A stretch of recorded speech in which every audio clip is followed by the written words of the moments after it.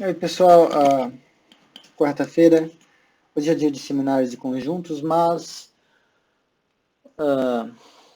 como vai ter um seminário excepcionalmente hoje da pós, vai ficar meio apertado para o pessoal que acompanha o nosso seminário semanalmente.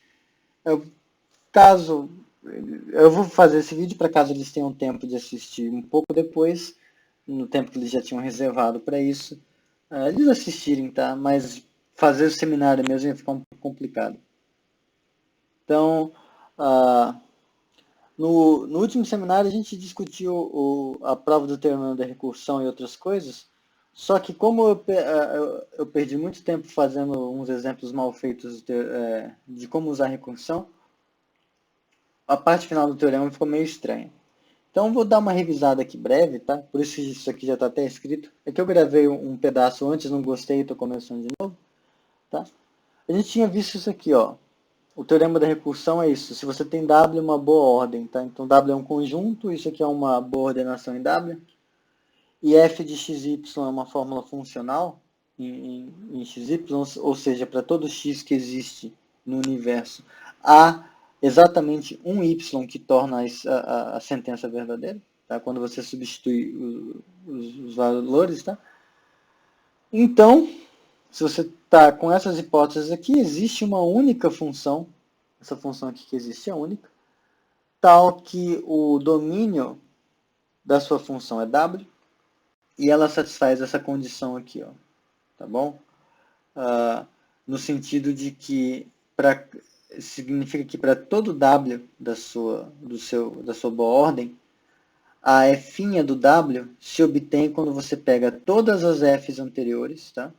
Quando você pega o histórico das fzinhas anteriores, isso te dá uma função que para cada v anterior no sentido anterior a W, na ordem, tal que quando você pega a sequência que é cada v menor que W, associa o fv, isso é um objeto do universo e a sua fórmula funcional vomita um y, um único y para isso. Esse único y vai ser a f do Wzinho, tá? Então esse é o teorema da recursão.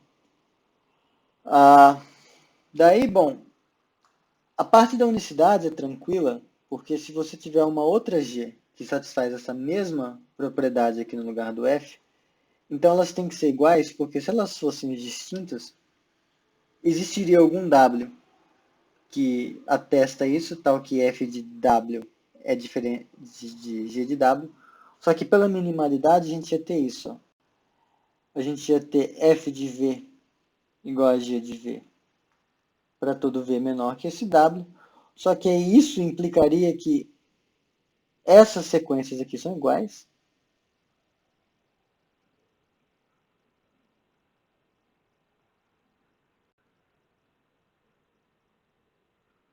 E aí quando a gente aplicasse a f nessas coisas, daria a mesma coisa. Só que isso aqui é f de w, isso aqui é g de w.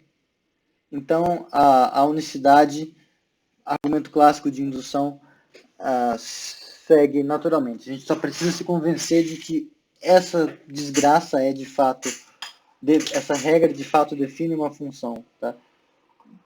O que, novamente, não é imediato. Não há nem por que a gente ter certeza de que existe uma f que satisfaz isso, uma f, porque a f está dentro, em certo sentido, da própria definição. Tá?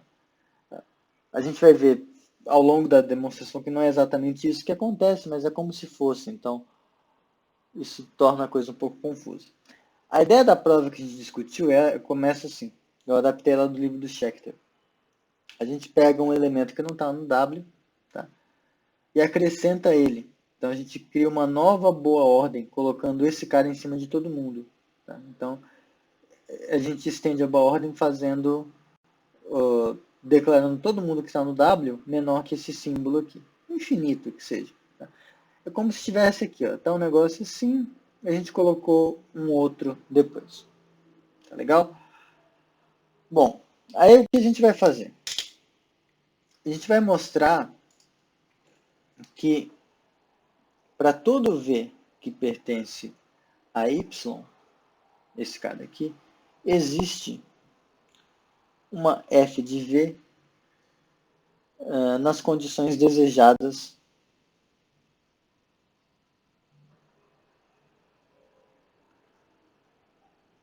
só que nas condições desejadas para o segmento inicial, digamos assim, para todo mundo que é menor que V. Então, para esse negócio aqui, W de V, digamos assim, o conjunto de todos os que pertencem a Y, tais que U é menor que V. Então, a gente vai mostrar que em cada carinha que aparece aqui, a gente consegue fazer uma função que satisfaz o que a gente gostaria. Então, meio que a gente vai construindo a nossa função. Assim. Então, dado um Vzinho, existe uma função até aqui, que nesse pedaço ela se comporta como a gente gostaria. Para todo mundo que está aqui, ela se comporta como a gente gostaria. Se a gente faz isso para todo V que pertence a Y, no final a F que a gente quer vai ser justamente a que a gente obtém aqui.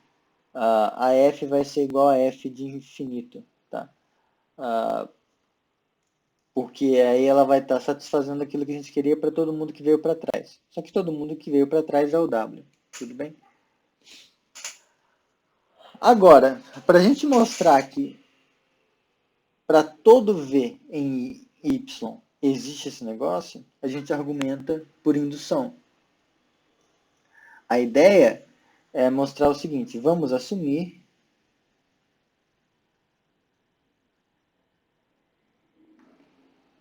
que esse V está fixado, tá? Então a gente vai assumir que para todo U menor do que V, existe, e nesse caso a gente pode dizer que é única, porque se existe alguma coisa que satisfaz algo desse tipo, esse mesmo argumento aqui mostra que tem que ser única. Tá? Então, existe uma única função f definida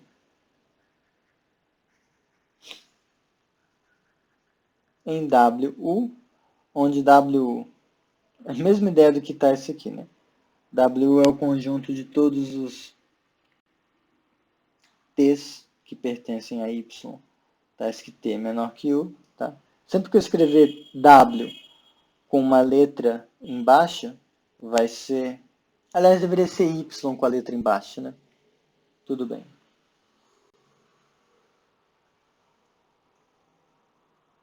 Y de V são todos os caras do Y, que são menores que V. Y de U são todos os caras de Y, que são menores do que U. Claro que no final das contas, pelo modo como o Y foi definido, é meio que só vai ter um caso... aliás, em todos os casos que você pegar, aqui estar em Y significa que também está em W. Mas, enfim, não vamos perder tempo com isso. Então, a gente vai supor que existe uma única FU definida em YU com a propriedade desejada.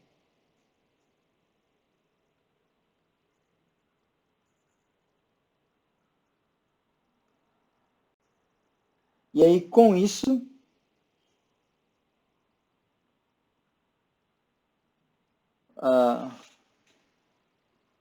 a ideia é que espera-se, deixa eu colocar aqui, então, se com tal suposição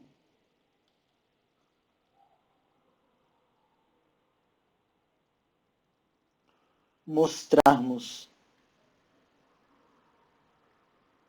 que existe a FV, a função FV, o resultado seguirá por indução.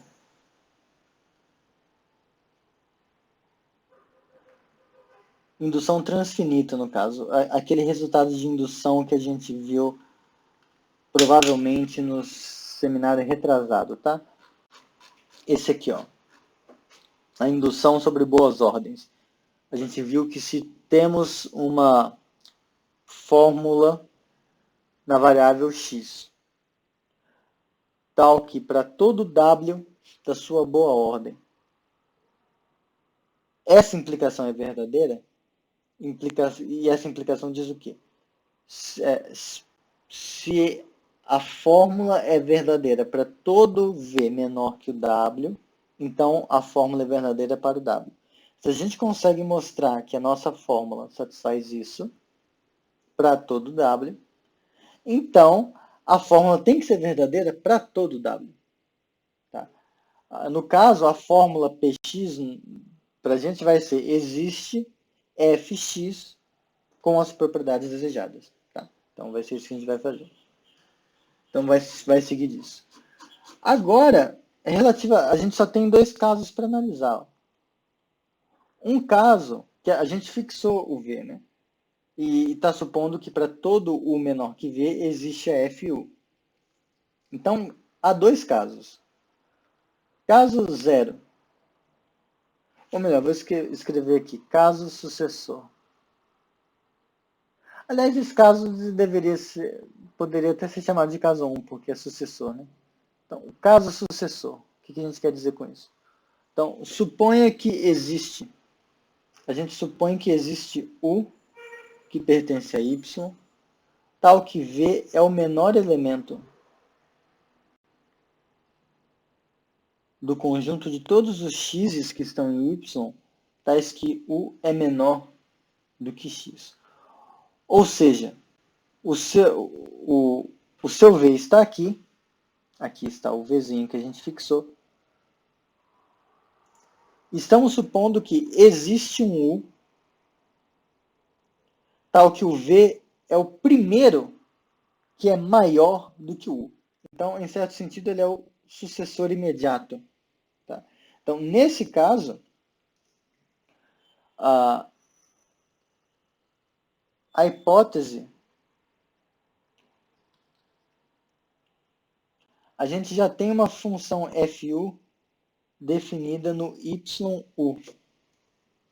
A gente já tem uma função FU com a propriedade que a gente quer, tal que o domínio da FU é igual ao conjunto de todos os... é igual ao YU. Pronto, a gente já tinha definido isso aqui, né? O conjunto de todos os T's que são menores do que U. A FU está definida aqui. Agora a gente quer definir uma FV. A FV ela tem que estar definida no YV, que é o conjunto de todos os caras que são menores do que V. Só que, como esse cara aqui é sucessor, você dizer que ele é menor, você dizer que alguém é menor do que V, é você dizer que ele é menor ou igual que U.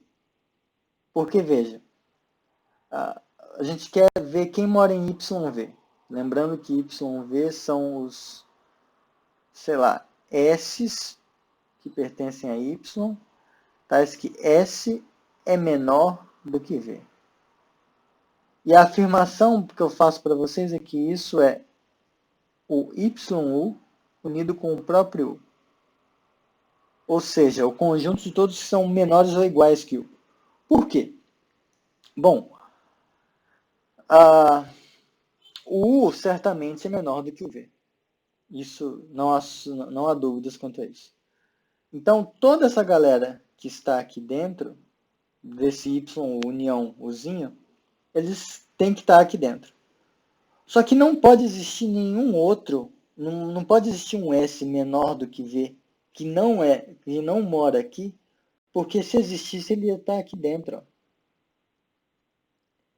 Se ele existisse, ele ia contrariar o fato de que V é o sucessor, que é o menor dos caras maiores do que U. Então, como esse S não pode existir, esse conjunto tem que ser isso aqui tudo. Então, isso aqui diz pra gente o quê? Nesse caso, o que aconteceu é o seguinte. Aqui está o nosso V, e a gente descobriu que antes do V,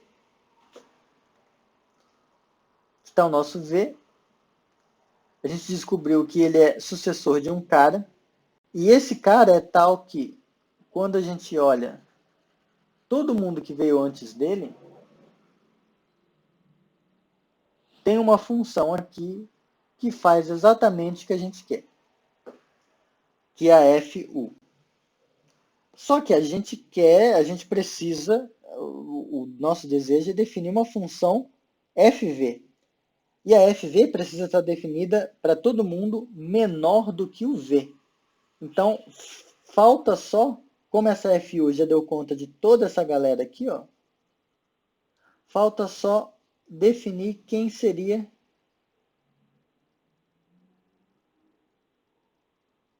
a fv em cima desse cara aqui novo. Se a gente define a f de v para o u, que esse elemento aqui é o, aqui está o vzinho, aqui está o u. Se a gente definir a f de v para o u, a gente simplesmente fala, bom, a f de v vai no u, vai valer tal coisa,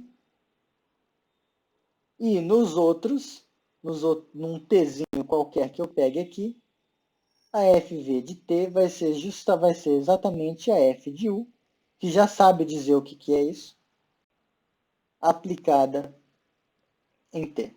Tá? E, bom, o que a gente queria que acontecesse é isso, né? A gente queria que isso aqui fosse verdade.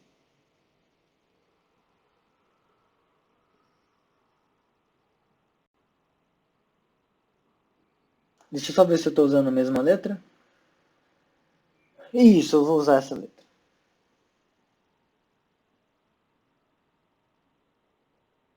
A gente queria que isso aqui acontecesse. Que a f de v, quando calculada no u, fosse a fona, a fórmula aplicada em tudo que veio antes. Então, a gente vai e define ela assim. Tá? Aliás, aqui esse f tá... escrevi errado. Vai ser assim, ó. Porque a FU, de fato, ela sabe o que é isso aqui tudo. Porque ela está definida justamente aqui dentro. Então, a gente vai e define assim. Então, a única coisa que a gente precisa mostrar agora é que a FV tem a propriedade que a gente gostaria. Então, definindo assim, a gente já tem, então, o domínio da FV como sendo YV, que é o que a gente queria, o conjunto de todos os T's que pertencem a Y, tais que T é menor do que V. Tá? A gente definiu assim. E aí, quando a gente faz a f de v calculada num certo tzinho, ela é de duas uma. Pode, se esse t for, vou colocar assim, se o t for menor do que o u, a f de v aplicada em t é, por definição, a f de u aplicada em t. Isso é, pela hipótese sobre f de u, você calcular isso aqui. F de U de... que outra letra eu posso usar? S com S menor do que T. Só que aí vejam, esse F de U de S para S menor que T, pelo modo como a gente definiu a ref de V, isso é muito roubado, eu sei. Mas esse FU que aparece aqui é justamente o que a gente estipulou para ser o valor da F de V em S.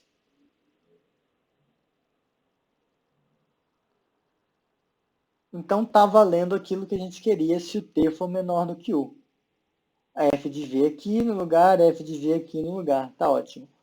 Agora, quando T é igual a U, então, pela definição, a FV de T assume esse valor, a FV de T vai assumir esse valor aqui, ó. FU de T com T menor do que U. Só que, de novo, pela definição que a gente fez da FV, esse FU de T é exatamente a FV de T. A gente definiu assim. A FV assume, nesses pontos, o valor da FU. Então, isso aqui é a mesma coisa.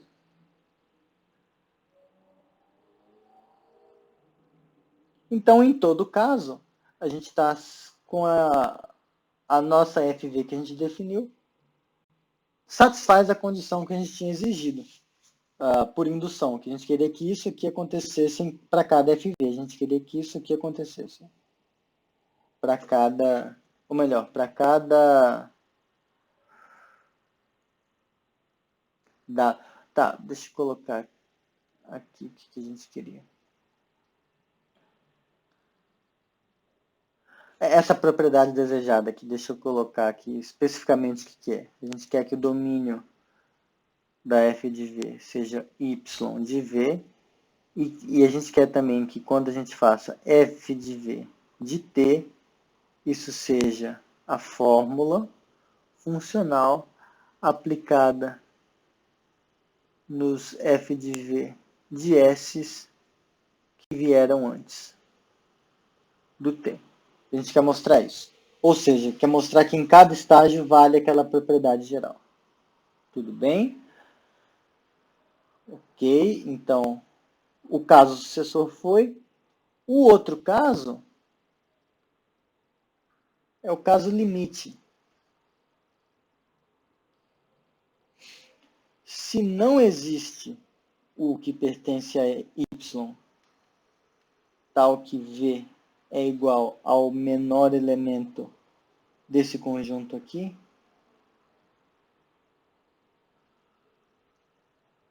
o menor do que x. Então, significa que a gente está num cenário assim. Ó. Aqui está o nosso v.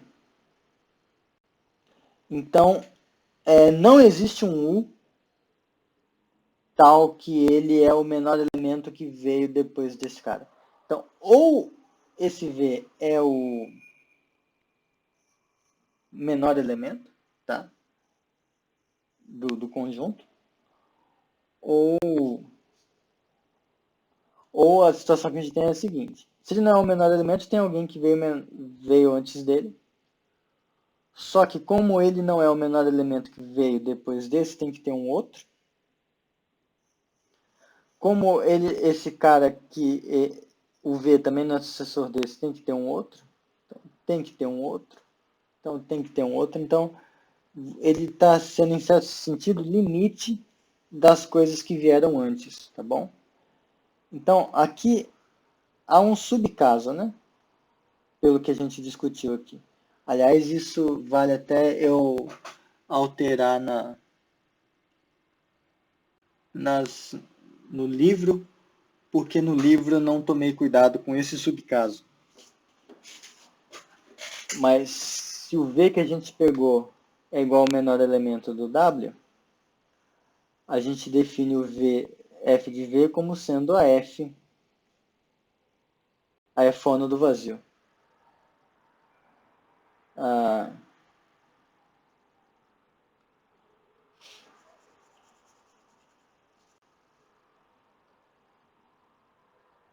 Então, a f de V, porque a f de V ela vai ter, ou melhor, minto, a f de V, se o V é o menor elemento, ela vai ter como domínio o y do menor elemento, isso que vai para algum lugar, e isso aqui é simplesmente o vazio. Tá? Então, a sua função no menor elemento do W é a função vazia. Daí, quando a gente vai para o sucessor, se existir, se a gente pega o V mais, eu vou escrever assim, o sucessor do V, nesse caso, então, a gente está no caso sucessor. Então, a f do V mais vai ser simplesmente, ela só vai ter que ser definida no cara que veio antes, que é o V, e a gente vai definir ela como sendo a f de tudo que veio antes, que é o vazio. Pronto, tá tudo certo. Então, de fato, a gente não precisa se preocupar com esse caso. Desculpem-me. Então, o livro está certo. Não, eu vou deixar essa coisa aqui escritinha aqui, mas eu vou deixar ela arrastadinha aqui, quietinha. Bom, vamos lá. Então, a gente está no caso onde o V é limite dessas coisas, ou ele é o menor elemento. De um jeito ou de outro, Nesse caso, que a gente está com esse tipo de desenho aqui, que ele não é sucessor de ninguém, o conjunto de todos os Ws que vieram antes do V tem que ser igual ao conjunto, tem que ser igual a esse aqui, ó.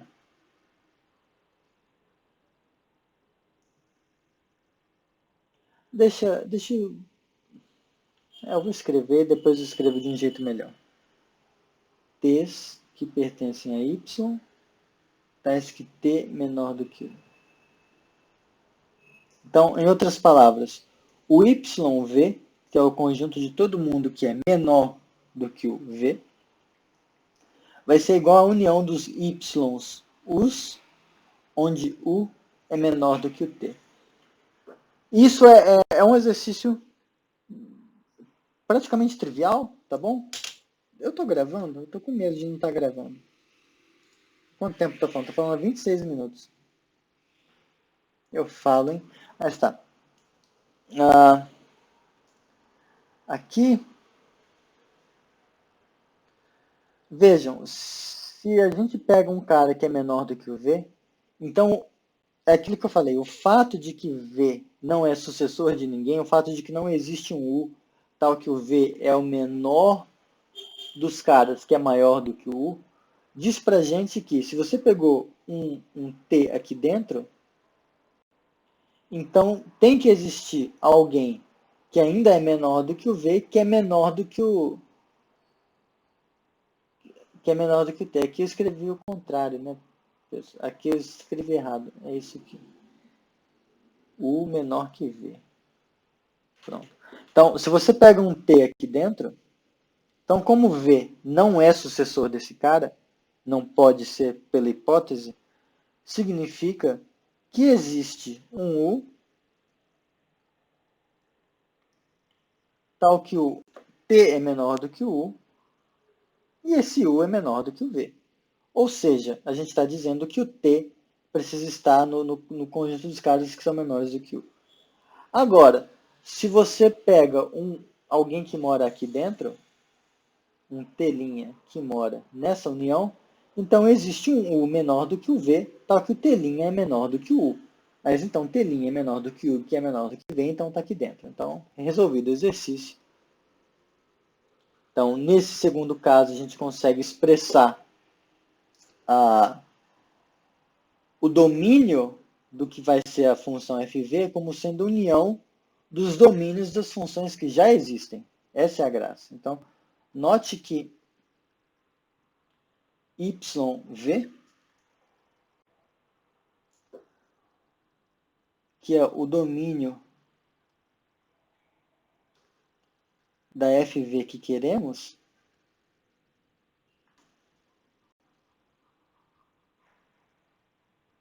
é reunião dos domínios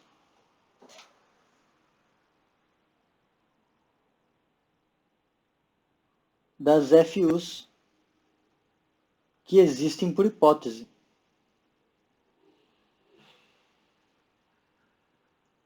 Que existem por hipótese. Então, o desenho que está acontecendo, então, nesse caso, aqui eu tinha feito esse desenho, né?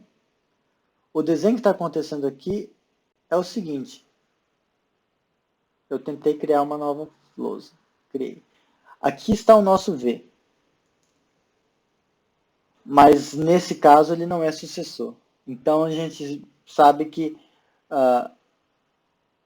o conjunto de todo mundo que veio antes, se eu conseguisse desenhar, ia ser tão bom. O conjunto de todo mundo que veio antes, que é onde a gente gostaria de definir a FV, ele se escreve como sendo a reunião de todas as outras coisas anteriores. Então, essa bolinha que eu fiz aqui, ela não existe. Elas são reticências, elas vão chegando, mas nunca chegam. Nunca vai ter um cara, o último antes dele. Sempre tem um próximo, porque ele não é sucessor. Então a gente está falando que esse cara, esse domínio, que é aqui o que a gente quer fazer, ele se escreve como sendo união de coisas. Só que essas uniões, elas são crescentes. Ó. Tem esse, tem esse, tem esse. A gente vai escrevendo como sendo uma união crescente de intervalos, por assim dizer. E em cada um deles, a gente tem uma função FU definida. Só que essa função FU definida, lembra que essas funções são únicas a satisfazerem aquilo, e cada uma delas satisfaz. Então, cada uma dessas as funções que são definidas aqui tem o zero, digamos. E nesse o zero tem uma f de o zero. Quando a gente vai para o 1, que é maior que o zero, a f de o zero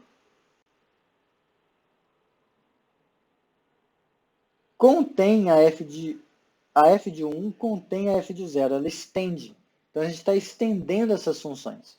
Então elas estão, no fundo, é o que a gente viu no passo anterior, a gente está estendendo o que a gente já tinha antes e estendendo de modo a respeitar a fórmula funcional. Então a gente vai ter uma cadeia de funções, assim, F1, F2, F3, uma estendendo a outra. Então, em certo sentido, o que a gente vai fazer é tomar a união dessas funções e vai ter a função com a propriedade desejada. Então, explicitamente,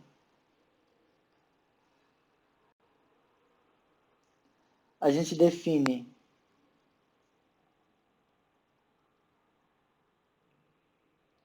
f de v para u menor do que v, que é onde ela tem que estar definida, tomando. Então, a gente vai definir não para t menor do que v. Então, lembrando, a gente quer que o domínio dela seja isso, o conjunto de todas as coisas que são menores do que v. Então, a gente vai definir isso fazendo, tomando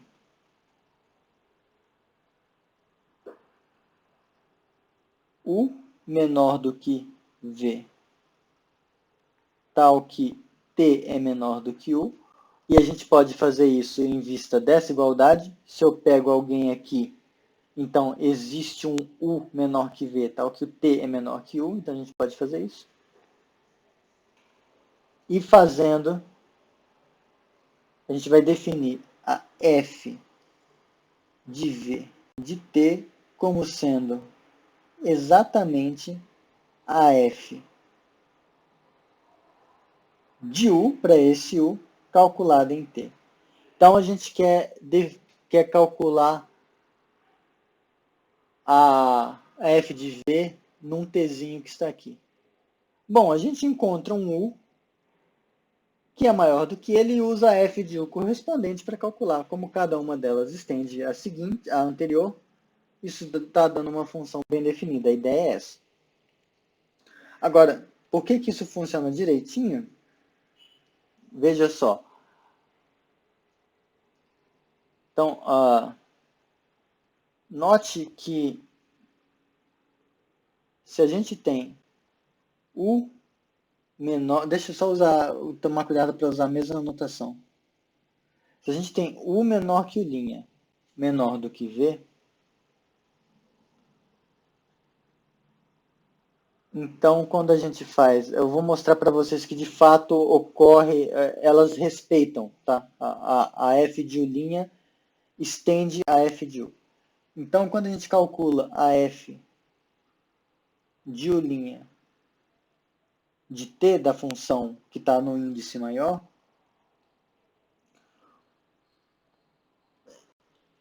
isso aqui tem que ser f, pela hipótese de indução, ela tem que satisfazer isso. F de u' de t, f, usar a mesma letra que está no texto, para x menor do que t. E isso aqui tem que ser verdadeiro para todo t menor do que u'. Mas, em particular, é verdadeiro para todo t menor do que u. Tá? Porque se t é menor do que u, então t é menor do que u'. Então, isso aqui tem que ser verdade para isso. Mas, a gente, por hipótese de indução, e como a gente já viu que é única, a f de u é a única que satisfaz isso.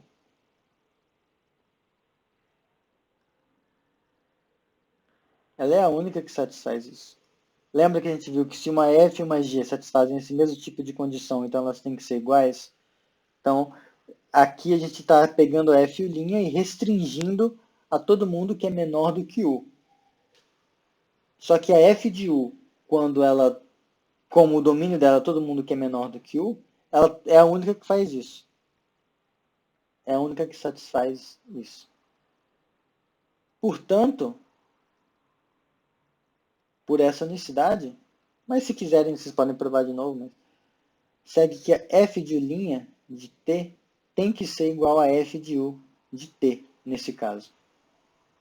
Tá? Então, isso aqui essencialmente encerra o problema pelo seguinte, porque agora que a gente definiu f de v daquela forma, vamos ver que isso aqui acontece. A gente quer pegar f de v, calcular num w que é menor do que v, que é o domínio da f de v, e a gente gostaria de concluir, a gente gostaria de chegar aqui no final nisso. Ó. F de v de todos os tzinhos, tais que t é menor do que w. A gente quer mostrar que vale isso. Se mostrar que vale isso, acabou. Bom, mas f de v de w, o modo como a gente definiu isso, é você pegar e fazer a f de u de w para algum onde w é menor do que u, que é menor do que v. Agora, esse sujeito, pela hipótese indutiva, ele satisfaz isso. F. Isso aqui isso aqui de fazer de mostrar que vale isso, foi só para mostrar que a FV está bem definida, é uma função de fato, as extensões concordam. Agora, aqui, pela hipótese de indução, isso aqui tem que satisfazer esse negócio aqui. É o mesmo truque. T menor do que W. Só que f de u de t para t menor do que w é, pelo modo como a gente definiu a f de v, isso aqui é justamente isso daqui. Portanto, a f de v satisfaz o que a gente gostaria. Então, como esses são os únicos casos possíveis, a gente tem o caso onde a gente simplesmente particionou os casos possíveis. Pegamos o caso onde existe um cara dessa forma e o caso onde não existe um cara dessa forma. Em todas as situações, a gente conseguiu construir a função f de v desejada. Portanto, segue por indução que o teorema da recursão é verdadeiro. Tá bom? Quanto tempo eu estou falando? Estou falando há 38 minutos. Tudo bem? Em geral, o seminário tem 1 hora, então eu vou falar um pouco mais.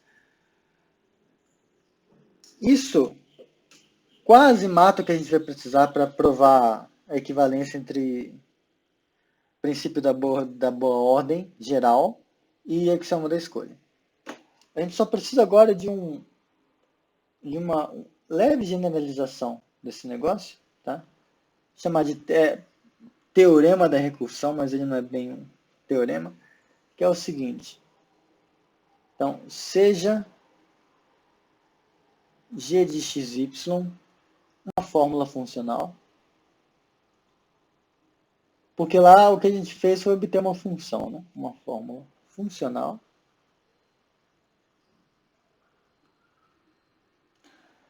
E é a hipótese que a gente tem. Então isso aqui não, vocês vão ver que não é um teorema, é um metateorema, é um teorema da metalinguagem. Então, existe uma fórmula funcional.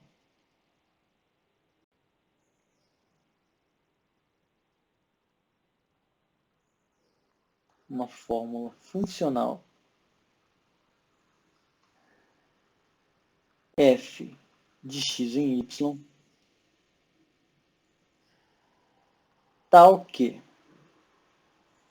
para todo ordinal, eu sei, não devia usar esse símbolo assim, mas para todo ordinal alfa, vale que quando você olha, para todo x existe um único y que vai satisfazer essa fórmula. Quando você pega o x como sendo o ordinal alfa, ele vai ser a fórmula funcional g dada,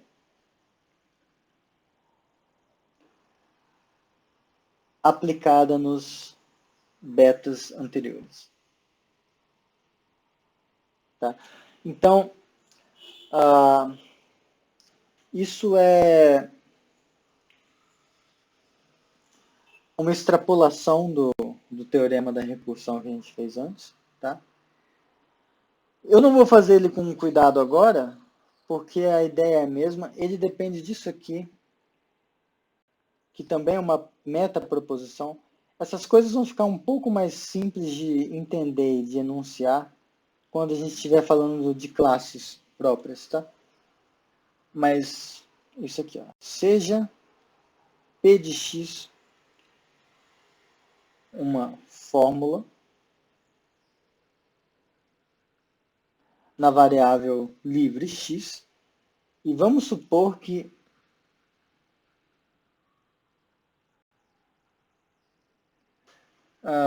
para todo ordinal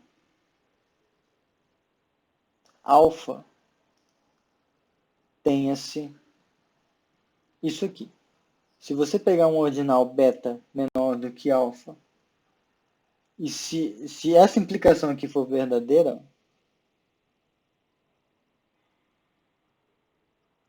se for verdade que a fórmula é verdadeira para todo beta menor que alfa, e isso aqui implica que vale P de alfa, então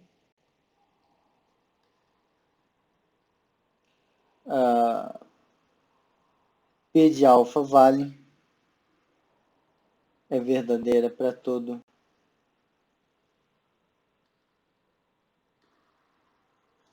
alfa ordinal. Então, o que a gente está falando aqui é, se você tem uma fórmula, de alguma forma na sua linguagem, que você consegue verificar que, fixado um ordinal alfa, essa fórmula é verdadeira para sempre que você fixar um ordinal alfa, o fato de você, a suposição de você, o fato de você supor que a fórmula é verdadeira para todo ordinal menor do que alfa, permitir que você conclua que a fórmula é verdadeira para o alfa, então a sua fórmula vai ser verdadeira para todo ordinal. A demonstração disso aqui é a mesma. Porque como que a gente faz? Supõe que não é verdade que a fórmula P assume o valor verdadeiro para todo ordinal. Então existe um ordinal que a torna falsa. Tá? E, em particular, você pode olhar o conjunto de todos os elementos desse ordinal que tornam essa afirmação falsa. Bom, se esse conjunto for não vazio, você pega o menor elemento dentro do ordinal, que a torna falsa, e vai chegar na contradição do mesmo jeito. Agora, se o conjunto dos elementos que pertencem a esse ordinal, que também não satisfazem a fórmula, se esse conjunto for vazio, então significa que esse alfa que você pegou já é o menor que satisfaz isso, e aí, usando essa mesma condição, vai implicar que vai ter que valer o P do alfa. Tá? Aqui no fundo a gente usa secretamente que um ordinal beta é menor do que alfa, se e somente se esse ordinal pertence ao alfa. Tá? A gente usa isso. Daí da mesma forma que antes a gente usou indução mas correndo em conjuntos. A gente usou indução para provar o teorema da recursão, onde o domínio era um conjunto bem ordenado. Aqui, onde de certa forma o domínio da minha função definida recursivamente vai ser os ordinais, a gente vai usar isso que em certo sentido é indução em ordinais. Tá? Então, só para... Eu não sei o que aconteceu aqui. Ah, droga. Eu me bati um pouco com a ordenação da lousa, mas já voltei aqui. Deixa eu só... Navigation, Show Sidebar. Ok. Tá, então, a ideia é bem simples, na verdade. Tá? A parte difícil dessa nova versão do teorema é mostrar que essa fórmula aqui ela é funcional. A gente vai fazer o seguinte. A gente vai definir f de xy como sendo algo assim. Y é igual a t de x, se x é ordinal. Eu estou escrevendo com palavras, mas tudo isso aqui a gente consegue escrever na linguagem de conjunto, vocês vão ver, e ter uma função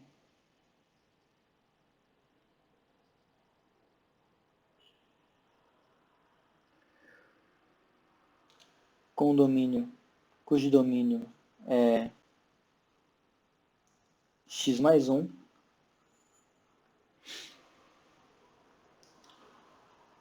tal que o t de beta satisfaz isso aqui. G é estranho, eu sei. T do gama, gama menor que beta, para todo beta menor ou igual que x, ou y igual a vazio, caso contrário. Então, vamos lá. Isso aqui está falando o seguinte.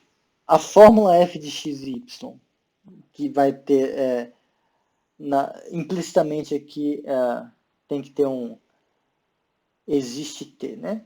Então, x e y são variáveis livres, e a fórmula fxy vai ser verdadeira quando essa fórmula aqui for verdadeira, quando a gente trocar y pelo valor de y em questão e x pelo valor de x em questão. E qual é a fórmula?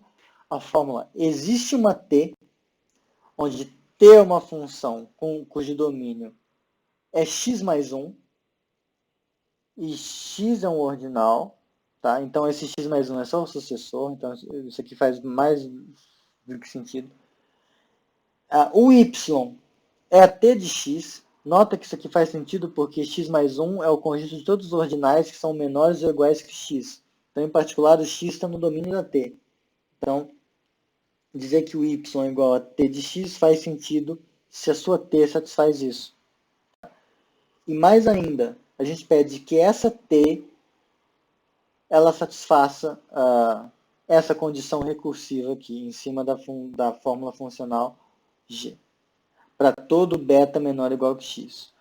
Ou isso aqui acontece, ou se não existir um t que faz isso, ou o x não for um ordinal, em qualquer caso onde essas condições não forem exatamente satisfeitas, o y que vai satisfazer a fórmula é o y igual a vazio. Então, o problema dessa fórmula seria a gente mostrar a princípio que existe esse t aqui. Se você pega um x que é ordinal, tá? Por que vai existir uma função t que o domínio é x mais 1, se o x é um ordinal, e satisfaz essa parte? Bom, essa parte aqui, essa t existe pelo teorema da recursão. Então, essa t existe pelo teorema da recursão. Então, essa fórmula ela vai ser funcional. Daí, bom, para a gente construir Então, no fundo, o teorema da recursão ele entra para mostrar que essa fórmula aqui é funcional, que faz sentido, tá? Que a gente vai ter o direito de fazer isso, porque, lembra, essa fórmula, pelo teorema da recursão, essa regra aqui determina uma única função que faz isso. Tá? Então, de fato, esse y aqui vai ser único, porque a t é única, tá? A satisfazer isso. Então, isso vai ser uma fórmula funcional. E, justamente como o f do ordinal alfa é o x aqui, vai ser o t do x, esse t do x vai ser, por conta disso, a g do t gama menor que beta, tá? E aí, claro, quando a gente usar o teorema da recursão, em certo sentido, a gente vai estar mostrando que existe essa f-alfa até o estágio alfa, digamos assim. Aí o teorema é a proposição da indução, é o que vai dizer para a gente que a gente pode fazer isso para todo alfa. Então, essa fórmula ela vai estar definida para todo alfa. Então, vamos lá com calma de novo. Fixado um alfa, essa fórmula vai existir um único y que torna essa fórmula verdadeira pelo teorema da recursão. Daí, usando a outra proposição, que é digamos, o princípio da indução para ordinais, a gente mostra que essa fórmula vai estar definida para todos os alfas. E aí a gente tem o resultado. Tá? Quanto tempo eu estou falando? Estou falando há 51 minutos. Bom, vamos então... acho que dá sim. Vamos então findar este vídeo com o teorema seguinte. Tá? Nesse teorema aqui a gente vai estar proibido de usar o axioma da escolha, exceto quando a gente puder usar, quando a gente estiver na hipótese, mas a princípio isso vai valer em ZF. Então, são equivalentes.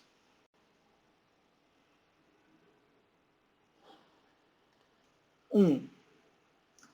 O axioma da escolha.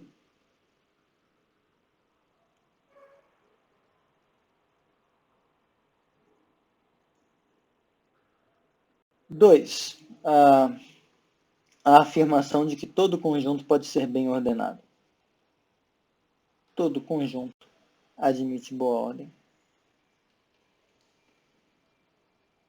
Que horas são? 3h48. Já já começa o seminário também da UFS. Então vamos lá? A gente já viu que 2 implica 1 trivialmente. Tá? Se todo conjunto pode ser bem ordenado, vale o axioma da escolha. Então esse aqui já está tranquilo. Vamos nos debruçar sobre a demonstração de que 1 implica 2. Tá? Então, esse é o fim da pausa dramática que foi feita no texto para discutir a recursão. Então,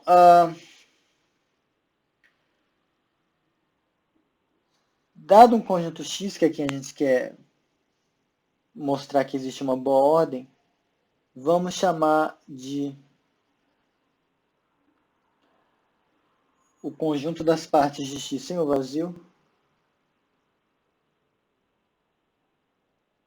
A gente vai chamar de A, tá? E aí a gente vai tomar uma função f que sai de A e vai na união de A, tal que f de A pertence a A para todo A em A. Isso aqui é o axioma da escolha. Então, usamos o axioma da escolha, não vamos mais usá-lo. Tá?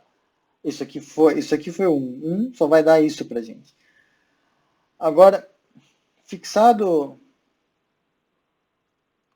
algum y que não pertença a x,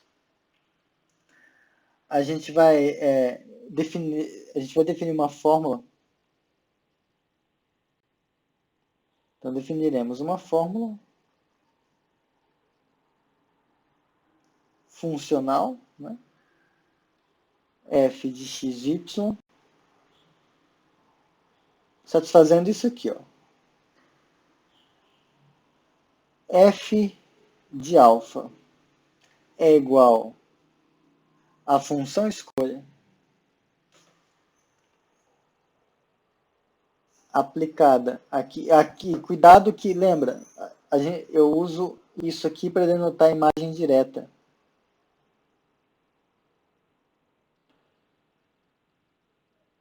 Então, quando eu escrevo f desse conjunto, isso aqui está sendo visto como ponto mesmo, tá bom? Então, por isso que eu distingo assim quando eu não uso parênteses. Nesses contextos faz muita diferença. Então, vai ser isso aqui. F de beta, tal que beta é menor do que alfa. Ok. Se isso aqui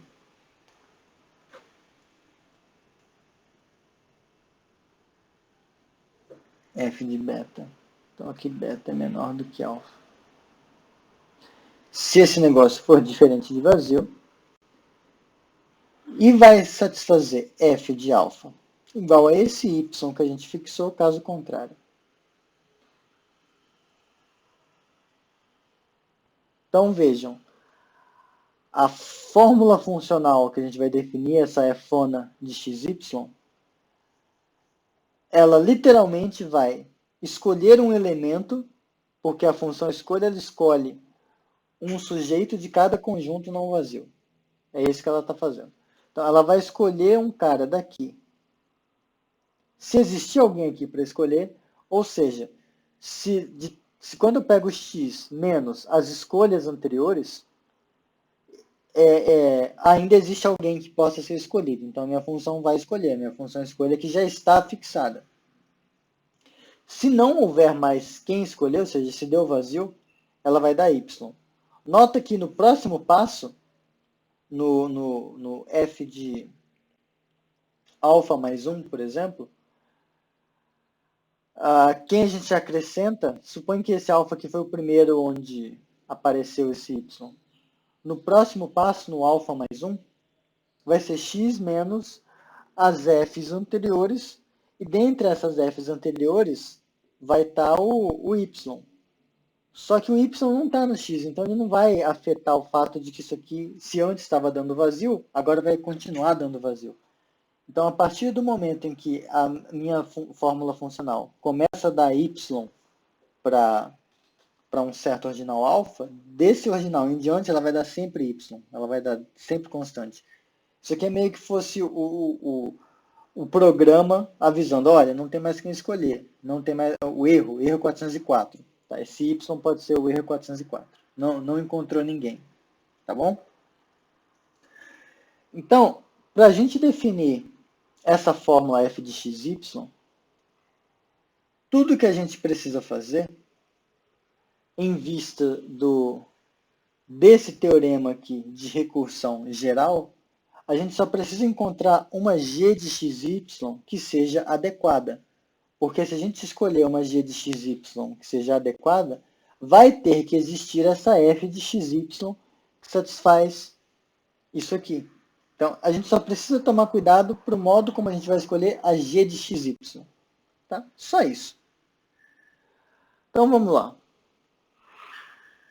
Então, o que aconteceu? Aqui, definimos, que horas são? 3h54, correndo contra o tempo. Então, definimos, eu pausei a gravação, estou com medo agora. Não pausei. Então, a gente vai definir assim, ó, a g de xy vai ser a seguinte coisa. O y vai ser igual à minha função escolha aplicada no conjunto x menos a imagem de x, se x for uma função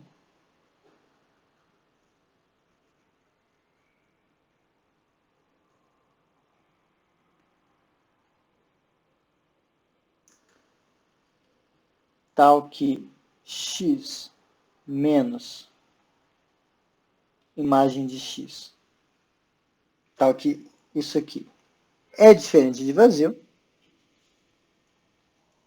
Caso contrário,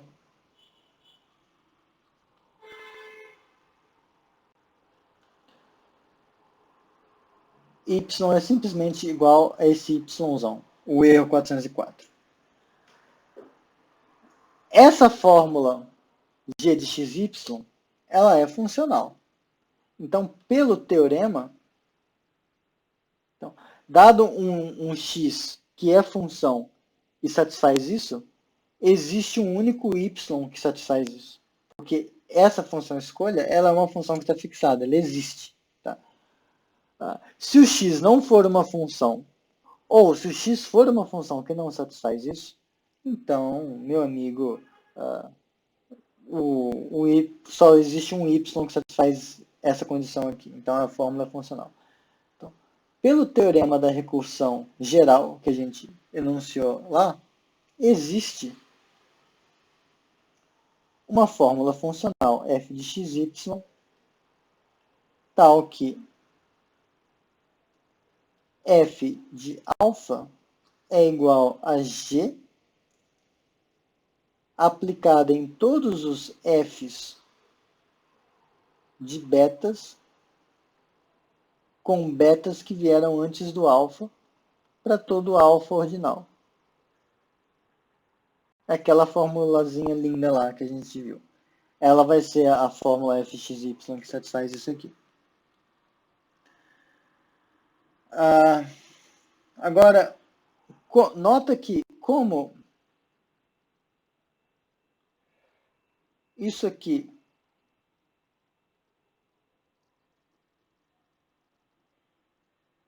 essa é uma observação bem idiota.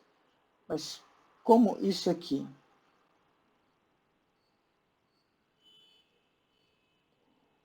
é sempre uma... Quando eu pego x como sendo isso aqui é um jeito de denotar uma função, cujo domínio são os betas que são menores que alfa. Tá? E com imagem dando f de beta. Então isso é uma função que pode... ou que eventualmente... ou ela satisfaz isso ou não. Então, ela vê, se quando a gente pegar a imagem dessa função, quando a gente pegar a imagem dessa função, isso vai ser alguém que, se satisfizer x menos a imagem dela, diferente de vazio, então a f dessa coisa vai ser justamente o y, que é o que a gente queria que acontecesse aqui. Então, se o x é aquela função, então a fona do alfa correspondente, que é o domínio, vai dar para a gente isso. Se porventura for vazio, vai dar y. Então, a fórmula funcional induzida pela g satisfaz aquilo que a gente queria. Agora são 3h59, quase lá. Bom, quase acabando então. Isso, em certo sentido, formalizou o procedimento de escolha. Agora a gente afirmamos que existe alfa tal que, quando a gente faz a fórmula funcional aplicada em alfa, ela tem que dar o y. Tá? Tem que, em algum momento, aquele processo tem que dar erro. A gente não pode conseguir fazer aquilo para sempre. Por quê? Se isso não acontecesse, então significaria que para todo alfa, a gente já está nesse caso aqui. Em particular, Então, para alfa menor do que beta, a gente teria a fona de beta como sendo a imagem pela função escolha de x menos as coisas que vieram antes, gama com gama menor do que beta, e em particular, f de alfa ia estar aqui dentro. Então, esse f de beta tem que ser um cara que é diferente do f1 de alfa, porque isso, lembra, isso, a f escolhe alguém aqui dentro, então isso aqui pertence a esse negócio. F disso pertence a isso. Então, isso aqui pertence a isso. F1 de gama com gama menor do que beta. Então, em particular, o f de beta seria diferente do f de alfa. Em outras palavras, o que isso ia dar para a gente? Pensa aqui na classe de todos os ordinais. Pensa aqui no x. Alfa vai para o f1 de alfa. Então, a gente teria conseguido uma função injetora da classe de todos os ordinais indo no x. Só que agora a gente conseguiria voltar, e nota que a gente conseguiria não voltar, mas se a gente tem uma coisa dessa forma, como o x ele é um conjunto, nota que a gente poderia fazer... Isso aqui seria uma função injetora, mas como que eu posso escrever isso?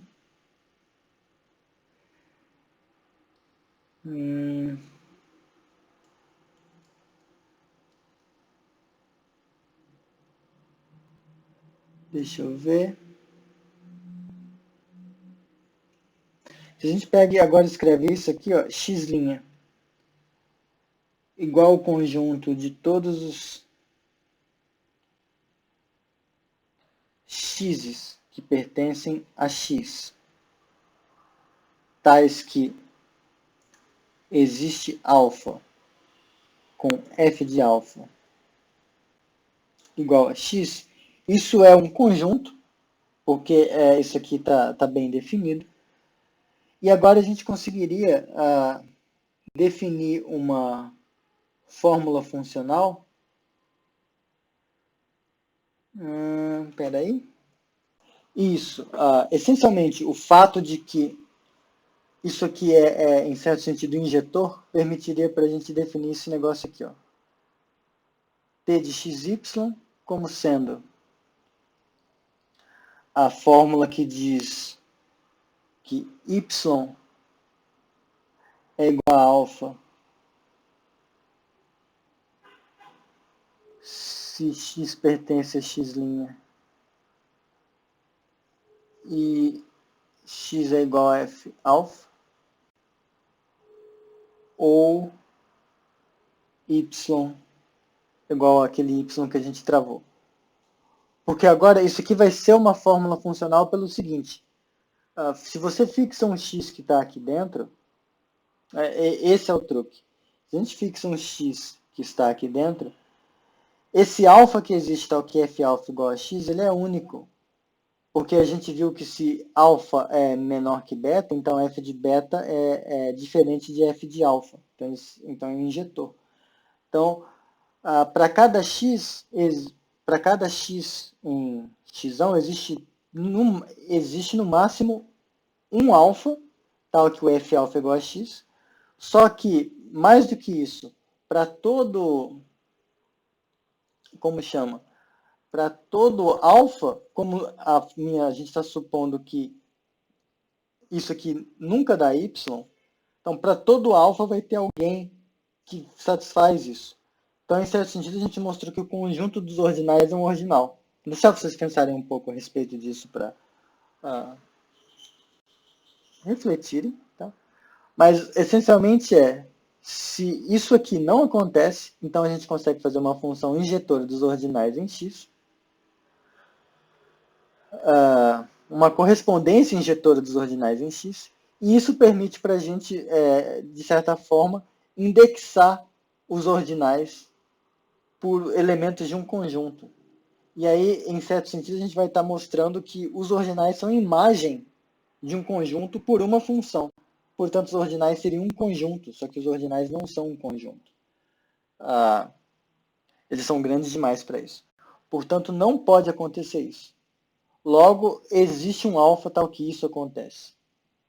Finalmente, a gente pega alfa zero igual ao menor alfa, tal que quando a gente faz o f de alfa, isso dá y, tá? Tem que existir algum, então a gente pega o menor. Então, para todos os que vieram antes, a função foi... Para todos que vieram antes, teve que acontecer isso aqui. Tá? Então, no fundo, isso significa que quando a gente pega a f e define no conjunto dos betas, tais que beta é menor que alfa zero, a gente está indo, então, quando é diferente de y, é porque a f-ona escolheu alguém dos que vieram antes, então isso aqui está em x. Tá? Pelo argumento que a gente viu agorinha, essa coisa aqui tem que ser injetora, tá bom? E como alfa zero é o menor tal que meu procedimento começa a dar erro, isso aqui tem que ser sobrejetor. Por quê? Se não fosse sobrejetor, significaria que quando a gente faz o conjunto x menos as coisas que vieram antes, isso aqui é diferente de vazio. E nesse caso, a minha função, a f-ona do alfa zero, ela ia escolher alguém aqui dentro. E esse alguém é alguém que é diferente do y. Portanto, a função tem que ser injetora e sobrejetora. Portanto, a gente mostrou que existe uma bijeção entre x e um conjunto bem ordenado. E aí, para pôr boa ordem em x, é só a gente usar essa bijeção para declarar a coisa lá. Beleza, pessoal? Em cima da hora, eu vou chegar atrasado no seminário, 4:08. Jaqueline vai ficar brava comigo, mas é a vida. Tá bom? 1h12. Até mais e obrigado pela paciência. Tchau, tchau.